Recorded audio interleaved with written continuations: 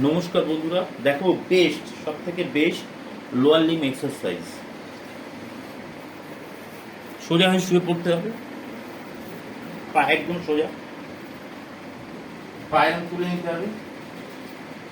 1 2 3 4 5 6 7 8 9 10 back 1 2 3 4 5 6 7 8 9 10।